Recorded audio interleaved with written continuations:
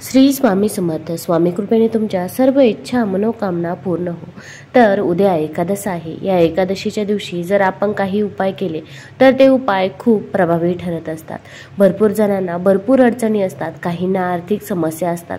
पैसा येतो पण पैसा टिकत नाही, पैसा राहत नाही किंवा पैसा यायला जागा नाही किंवा मेहनत करून देखील पाहिजे तसा मोबदला मिळत नाही.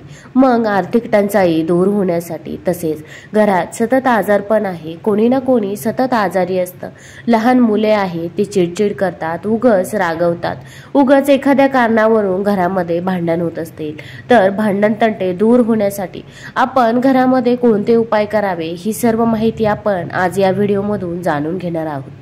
23 नोव्हेंबरला गुरुवारी कार्तिकी एकादशी आहे.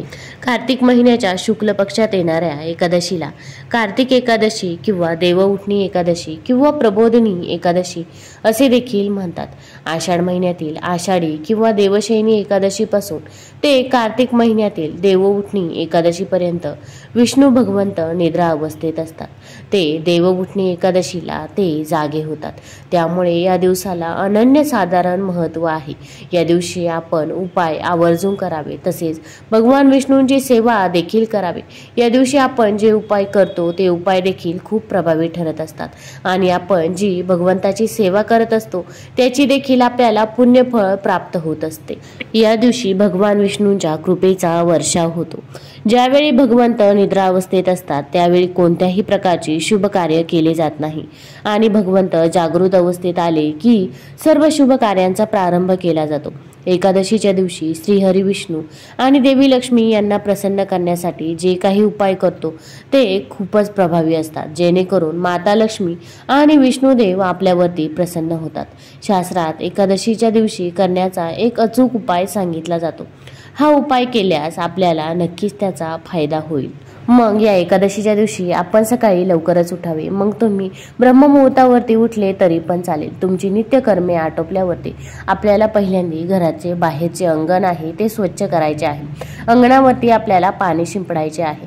मग तुम्ही गोमूत्र आणि हळद थोडीशी टाकून पाणी हे शिंपडावे किंवा पाण्यात नुसती हळद टाकून शिंपडले तरी पण चालेल. यामुळे माता लक्ष्मीचा आपल्या घरामध्ये वास होत असतो. तसेच हळद ही माता लक्ष्मीला आकर्षित करत असते. तसेच या दिवशी आपल्याला उंबरठ्याचे लेपन देखील करायचे आहे. मग तुम्ही हळद आणि गोमूत्र एकत्र करून उंबरठ्याचे लेपन हे आवर्जून करावे.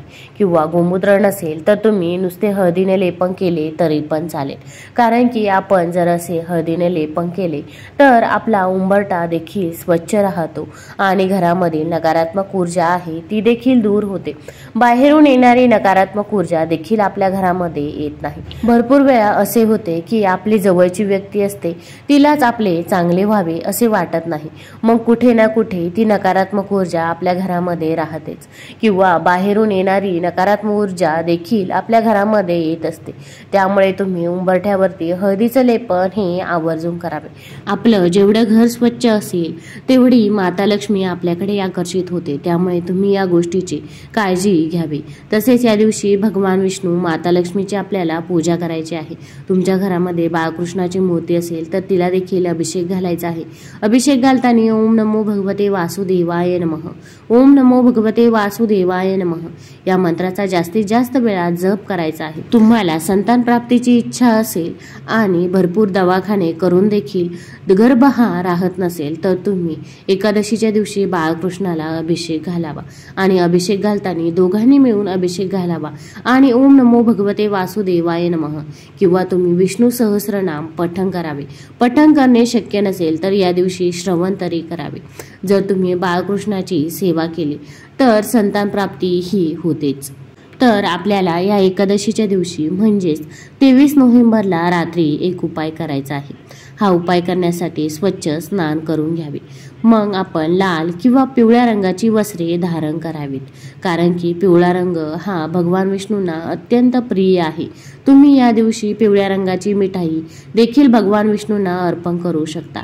आणि तसेच तुम्हाला या दिवशी जर शक्य असेल तर मंदिरामध्ये तुम्ही पिवळी फळे देखील दान करू शकता. मग तुम्ही पिवळी केळी देखील मंदिरामध्ये दान करावीत। याचे देखील पुण्यफळ हे आपल्याला प्राप्त होत असते। या दिवशी आपण काळ्या रंगाची वस्त्रे चुकूनही घालू नका, तसेच काळ्या बांगड्या देखील चुकूनही घालू नका। आपण मॅचिंगच्या काळामध्ये कधी आपल्याकडून या गोष्टी होऊन जातात ते देखील कळत नाही। त्यामुळे काळी वस्त्र, काळ्या बांगड्या आपल्याला या दिवशी घालायच्या नाहीये। तुम्ही पिवळी वस्त्र तसेच लाल वस्त्र या दिवशी घालू शकता। या दिवशी आपल्याला एक दिवा लावायचा आहे। मग दिवा घेताना तुम्ही कणकेचा दिवा घेतला किंवा मातीचा दिवा घेतला तरी पण चालेल। फक्त आपल्याला शुद्ध तुपाचा दिवा लावायचा आहे। तूप नसेल तर तुम्ही तिळाचे तेल किंवा मोहरीचे तेल हे घेऊ शकता। दिवा लावताना त्या दिव्यामध्ये आपल्याला हळद देखील टाकायची आहे। अगदी चिमूटभर हळद टाकली तरी पण चालेल, कारण की हळद ही माता लक्ष्मीला आकर्षित करत असते। आपण प्रथम देवाजवळ एक दिवा लावायचा आहे, त्यानंतर दुसरा दिवा आपल्याला तुळशी समोर लावायचा आहे। आपण दिवा लावताना एका गोष्टीची काळजी घ्यायची आहे। दिवा लावताना तुम्ही त्याखाली प्लेट ठेवावी। प्लेटमध्ये तुम्ही तांदूळ किंवा काळे तीळ देखील ठेवू शकता, कारण की जर आपण दिव्याखाली एखादी वस्तू ठेवली तर त्याचे फळ हे आपल्याला दुपटीने मिळत असते। त्यामुळे तुम्ही दिव्याखाली तांदूळ हे आवर्जून ठेवावे आणि त्यानंतर दिवा हा ठेवावा। मग तुळशीजवळ तुम्ही प्लेटमध्ये तांदूळ, मग वरती दिवा ठेवावा। दिव्याला आपण हळदी कुंकू अर्पण करायचे आहे, तसेच फूल देखील अर्पण करायचे आहे। आपल्या ज्या काही अडचणी असतील त्या देखील सांगायच्या आहे। मग तुमच्या घरामध्ये पैसा येत नसेल, पैसा हा स्थिर राहत नसेल तर ते देखील आपण तुळशी मातेला सांगायचे आहे आणि आपण तुळशी मातेची पूजा करायची आहे। आपण श्री हरी विष्णूंचा मंत्र या दिवशी म्हणायचा आहे। तुळशी मातेला आपण 11 प्रदक्षिणा घालायच्या आहे आणि ओम नमो भगवते वासुदेवाय नमः, ओम नमो भगवते वासुदेवाय नमः या मंत्राचा जितक्या वेळा शक्य होईल तितक्या वेळा जप करायचा आहे। आपण प्रदक्षिणा घालताना घड्याळाच्या काट्याप्रमाणे करायच्या आहेत। प्रदक्षिणा झाल्यानंतर आपण ओम नमो भगवते वासुदेवाय नमः या मंत्राचा जप 108 वेळा करायचा आहे आणि प्रदक्षिणा घालताना देखील आपण या मंत्राचा जप चालूच ठेवायचा आहे।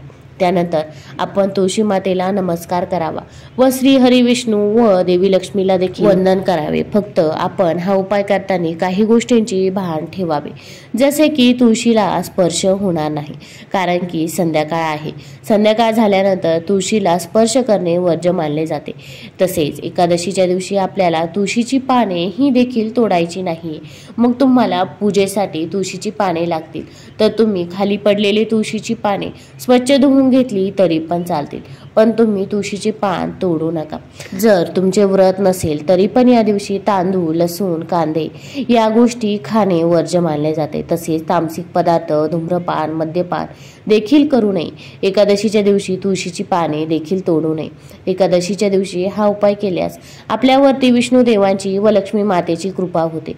घरातील गरिबीचा नाश होतो, घरात सुख समृद्धी येते, तसेच घरात धनधान्याची कमतरता देखील राहत नाही। तसेच जर तुमच्यावरती खूप कर्ज असेल आणि कर्जाचा डोंगर हा फिटतच नसेल तर कर्जापासून मुक्तीसाठी या दिवशी आपण पिंपळाच्या झाडाला पाणी हे आवर्जून घालावे। तसेच पिंपळाच्या झाडाखाली देखील आपल्याला शुद्ध तुपाचा दिवा लावायचा आहे आणि पिंपळाच्या झाडाला देखील आपण प्रदक्षिणा करायच्या आहे।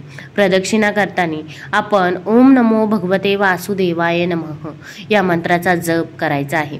पिंपळाच्या झाडात प्रभू विष्णूंचा वास असतो असे मानले जाते। तसेच पिंपळाच्या झाडाखाली आपण एक शुद्ध तुपाचा दिवा दक्षिण दिशेला करून देखील लावायचा आहे। यामुळे पितरांना मोक्ष प्राप्ती होते आणि पितरांचा देखील शुभ आशीर्वाद आपल्याला मिळत असतो। मग तुमच्या घराजवळ जर पिंपळ असेल तर तुम्ही शुद्ध तुपाचा दिवा हा पिंपळाच्या झाडाजवळ जरूर लावावा। तसेच एकादशीच्या दिवशी भगवान विष्णूंची पूजा करताना काही पैसे फोटोसमोर जरूर ठेवावे। पूजेनंतर हे पैसे आपल्या पर्समध्ये ठेवावे, याने धनलाभ होण्याची शक्यता जास्त असते। तुम्ही हा देखील उपाय करून बघू शकता। तसेच या दिवशी दक्षिणावर्ती शंखामध्ये पाणी भरून भगवान श्री विष्णूचा अभिषेक करावा। असे केल्याने धनवृद्धीचा आशीर्वाद देखील आपल्याला प्राप्त होत असतो। या दिवशी विष्णू सहस्रनाम किंवा एक श्लोकी विष्णू सहस्रनाम आवर्जून पठण करावे। पठण करणे शक्य नसेल तर श्रवण तरी करावे। तुम्हाला हा व्हिडिओ आवडला असेल तर चॅनलला लाईक करा आणि सबस्क्राईब देखील करा। कमेंटमध्ये श्री स्वामी समर्थ लिहायला विसरू नका। धन्यवाद।